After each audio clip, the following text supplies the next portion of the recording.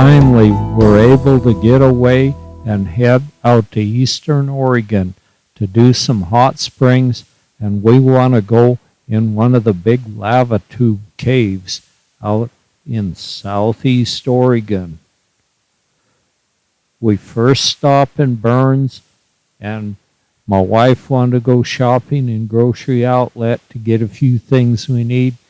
Then we're on the road again, heading east.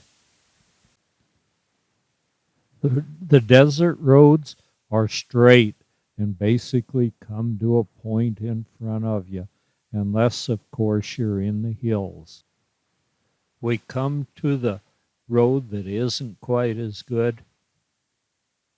It's the little old military road that goes back into our daughter's property, where we have an old trailer house setting that we're going to use for the next few days for our headquarters.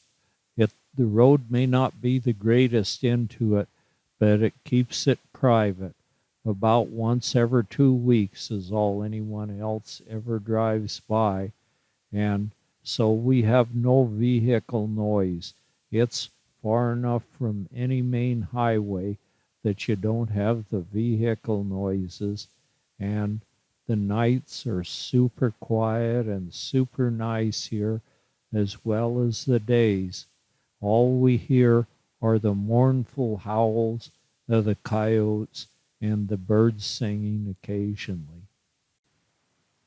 We hurry and unload a few of the essential items that we're going to need for the night and get some water and everything in that we're going to need in the morning as the sun sinks down below the Steens Mountains in one of those majestical sunsets like we have most every night.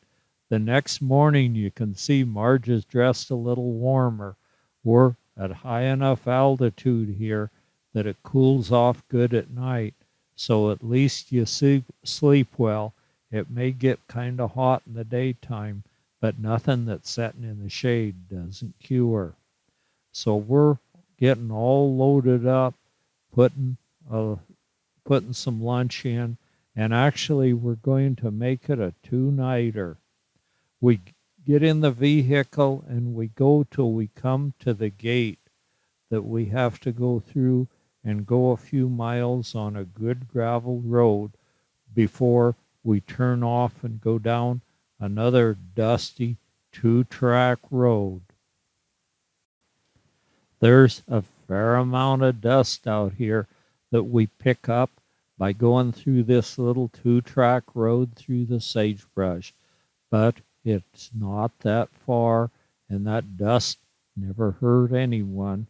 It just gets a little bit on the car, but a good car wash can fix that. One of the indicators that we're getting close to the cave is we start seeing sheep herders' monuments on all the hilltops. These were sort of a work of art, but they served another purpose, and that was for navigation, and they could mark off where poison weeds were to keep their sheep out of it, and also on cloudy or stormy days when they see these sheep herders' monuments, they know they're getting close to the spot where they want to be. Ahead of us, we see a collapsed lava tube, so we know it won't be that far till we come to the spot. And these two sheep herders' monuments mark the spot where the cave is. But we go on out a little farther. There's some very interesting sheep herders' monuments. I'll bet the ancient Basque sheep herders that built these monuments didn't realize they'd be standing so terrible many years later. There are some of them that look like this was a very lonely, solitary lifestyle, and they did a lot of fantasizing. I think the one with the holes in it was their idea of a woman sheep herder's monument, which they probably hadn't seen a woman in a long time. And then next to it is the male sheep herders monument. And then they've probably had fancies about families, and the smaller one was probably one of the children, and then there are more on down the line, a total of 5 of them that you can stand back and line up. They're all in a line, and there was a 6th one there that has fallen down. I didn't want to mess with their artwork, so I just left it be. I could have put it back, but it wouldn't have been the original thing. And the original thing is very nice because these are probably made back in the 1800s and something. They're just sheep herders monuments every place you look out here. And I suppose these sheep herders use the caves for shelter. That some of the caves are big enough you could drive a whole herd of sheep in them. We come back about a half a mile to the cave that we're going to go in. We see the entrance of it is almost plugged completely up with tumbleweeds. These tumbleweeds are a problem, and they have a little thistle-like sticker on them. They're known as some people know them as the Russian thistle. But anyway, you go pretty careful through them, and you watch and listen for the sound of a rattlesnake if he should be hid underneath some of the tumbleweed.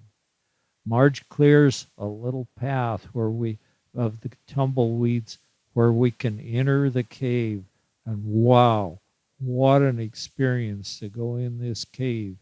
It's a whole different world in there. There's no wind, there's no weather, and there's no smells or anything that would remind you of the outside as we pick our way through some of the boulders that have collapsed from the roof. And then we get back a ways, and it's absolute total darkness. We're relying on our flashlights strictly. If we didn't have the flashlights, we'd have to feel our way back out of the cave if the flashlights quit working. But we're doing okay getting back in there with 2 good flashlights. Each person needs a flashlight to go in there. If you went with just one, it would be more difficult. And what a huge room. And as we get in there, the weather was hot outside with a hot breeze blowing.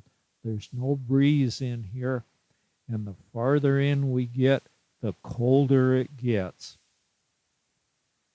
We pick our way one step at a time through a little bit of the rubble that's collapsed from the ceiling, and then we can see where it's just like a river of lava, and you can actually see where the lava ran down through the cave.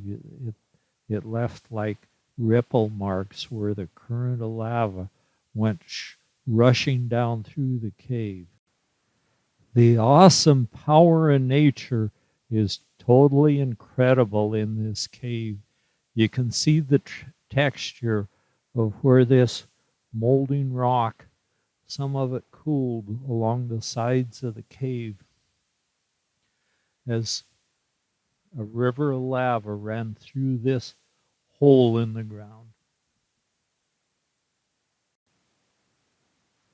As we move along the cave, it twists and turns like probably any river would do, although this was a river of lava.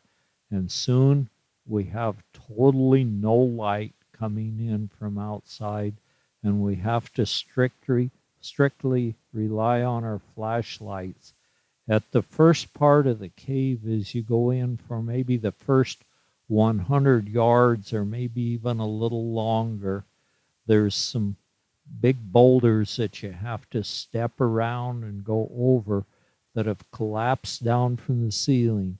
But once you get to the end of them, which isn't too far, then it's just a really nice floor and really good going. You can hike right along, although it's total darkness from this point on. Along the edge of the cave, you can see where the lava, some of it cooled as it ran through here, and you can see the current lines as it went through back farther and farther into the cave. And now we're past the rubble that's on the floor, and it's getting really pretty in here, where you can see the lines where the lava rushed through, and then it's really good going. There's no wind or no currents or anything in here, so once you put a track on the floor, it probably stays there forever. So we can see several human tracks, although we're back far enough in the cave now. At first we saw evidence of animals like ground squirrels and various other things had been in the cave. But once you get back in the total darkness, there's no sign of any tracks here other than just human tracks. And this cave doesn't get used very much because it's in such a remote location that most people can't even find it and don't know about it. So it's an excellent spot to go if you want to be strictly by yourself. Farther and farther we go into the cave, and our flashlights, all the darkness of the cave is absorbing most of the light from them.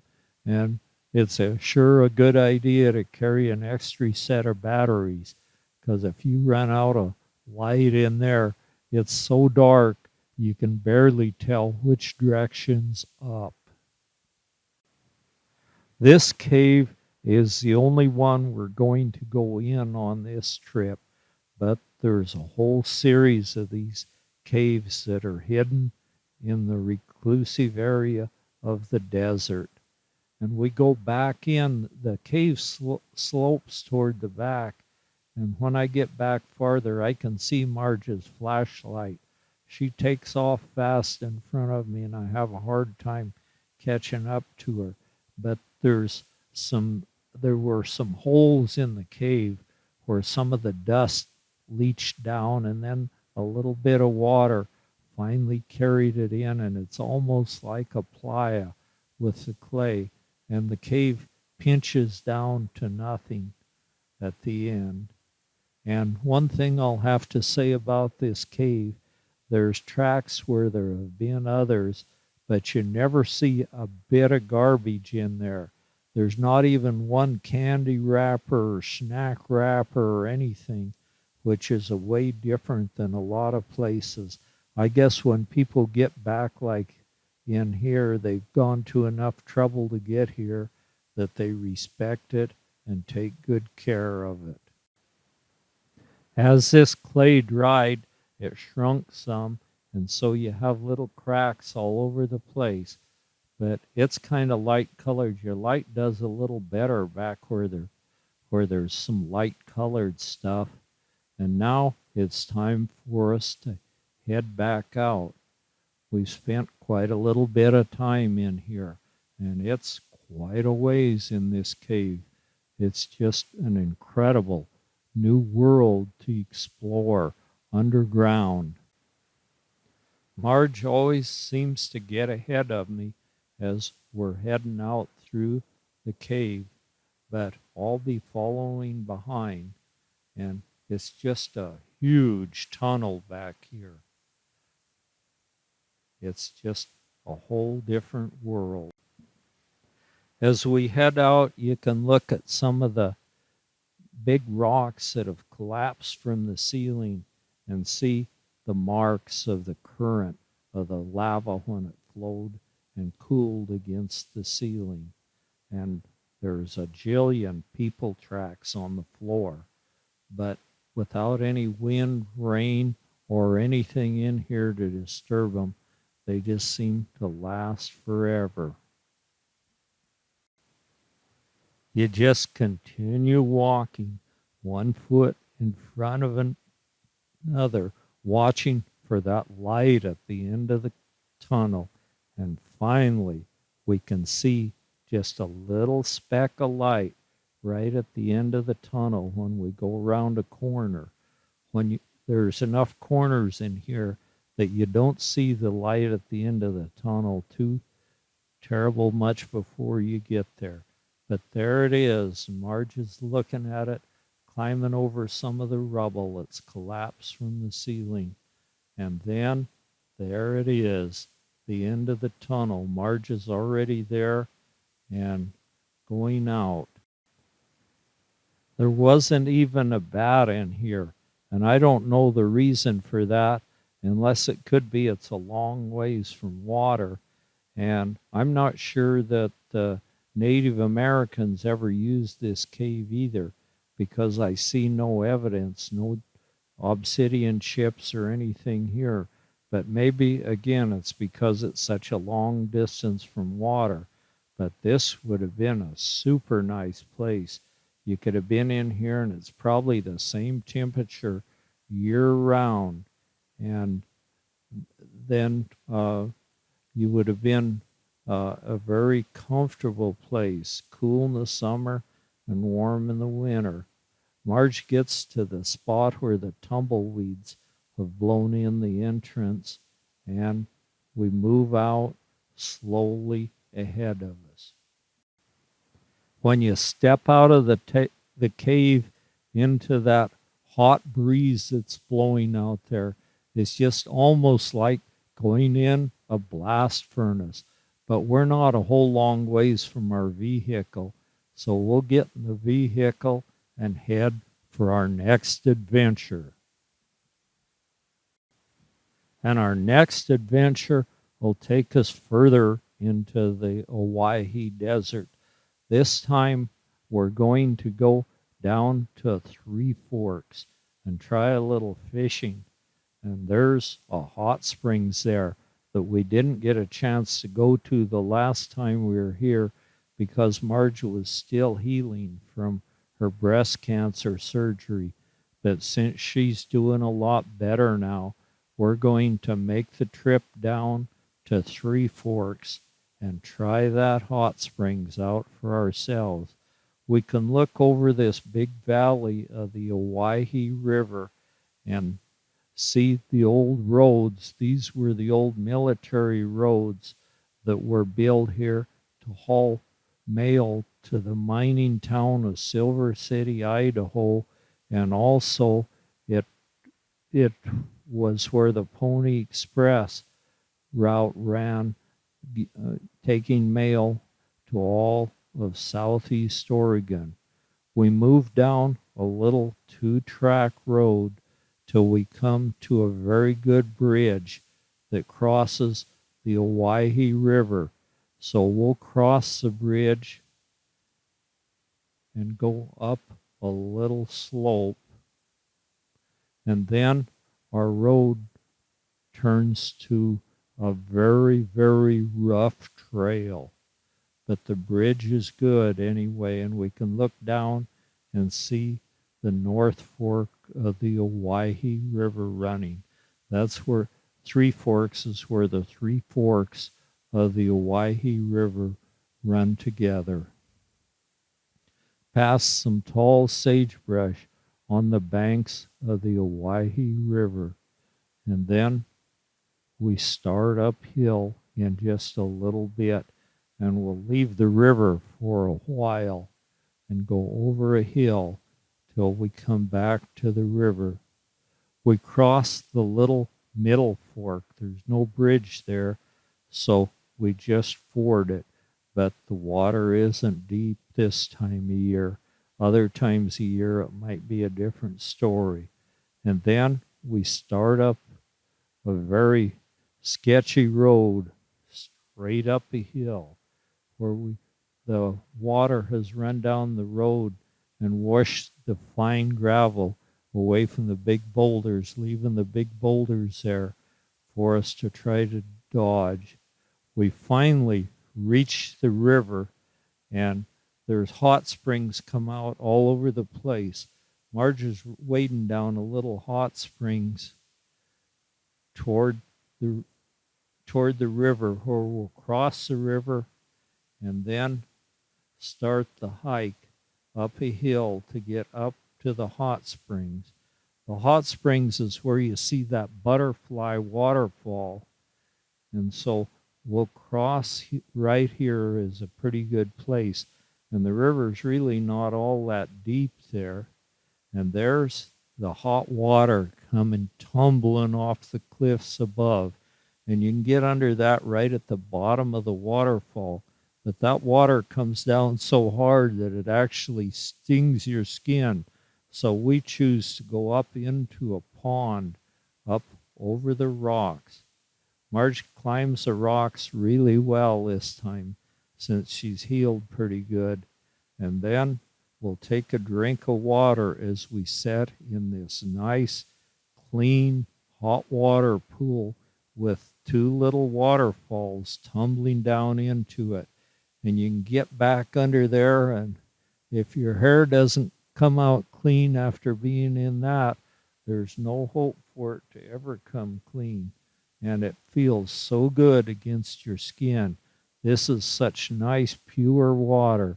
Just comes tumbling down from a good-sized hot springs creek up above.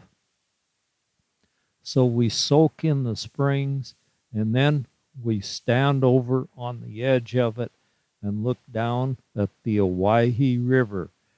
And there's even some dragonflies like it up here. I'm not sure which the species of dragonfly this is, but he's a good dragonfly, and they eat little gnats and things that they catch in flight. So they're a beneficial insect.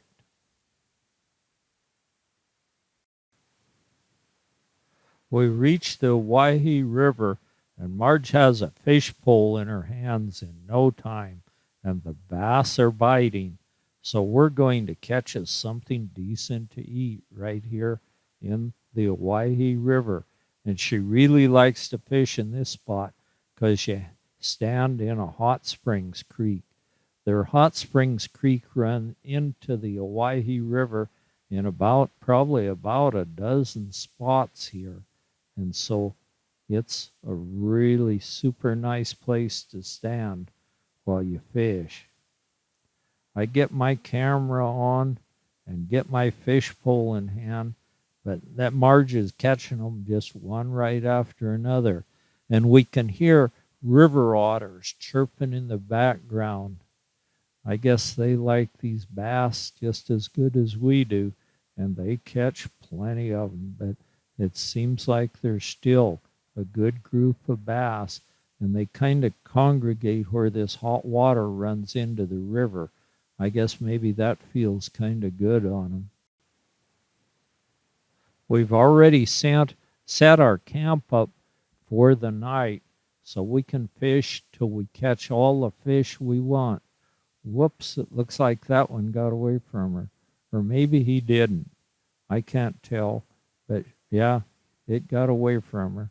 And she's going to come in and rebait and try it again and again till she catches her limit of 5 of these bass, which are just excellent eating.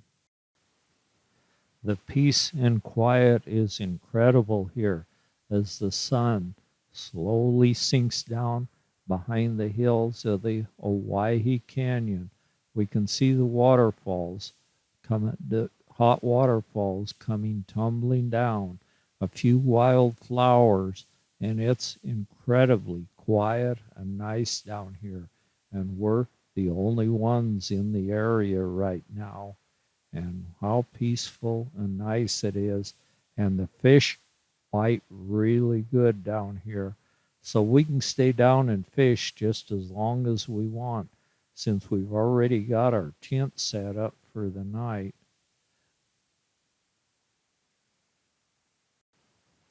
A few wild flowers have spread their petals out to add color and beauty to an otherwise beautiful area as we can see the reflections of the hills, and it looked like a bat just flew by. It must be getting that time of day, but we don't see a whole lot of bats in here, but occasionally we'll see one this time of day. And it's my turn to catch some fish now. Marge caught her share, and now it's time for me.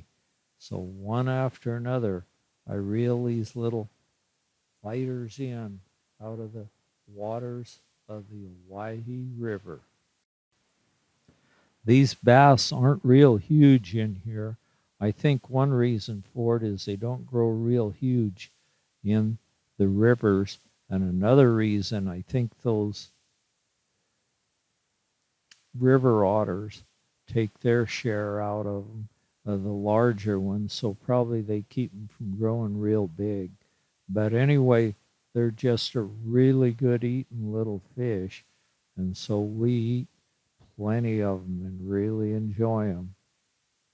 They sure like to congregate here right where the warm water flows into the river. Maybe that warm water feels good to them.